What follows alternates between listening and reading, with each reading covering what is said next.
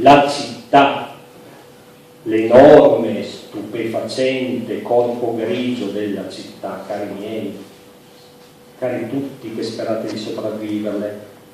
Oltre gli ammassi di costruzioni si apre il cuore della pianura padana. Questa zona tra Friuli e Veneto, ancora una forma di antica campagna, sublime ma finta, con prati regolari qualche campo arato troppo perfettamente, a zone speculari, con la terra a fasce chiare e scure, precise, matematiche, illuminate e seccate dal sole, il posto dei ricchi oggi.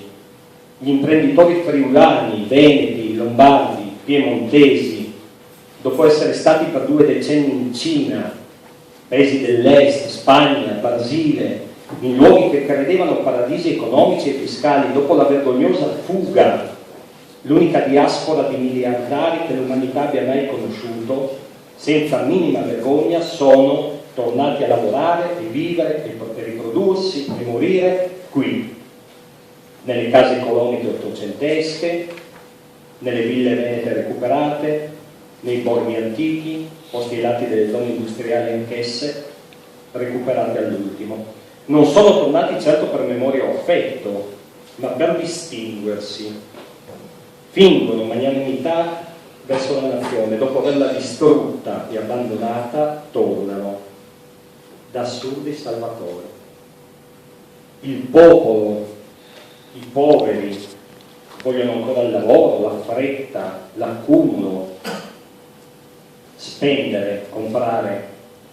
I ricchi invece hanno compreso prima, come sempre nella storia, che vivere significa avere tempo libero, perché in quest'epoca la ricchezza si misura in tempo, non più in fondi finanziari. La campagna, questa campagna organizzata, è il simbolo nuovo della borghesia nuova, una classe sociale inedita che ha sostituito l'aristocrazia e sotterrato la società media, che priva di paternalismo e di buonsenso.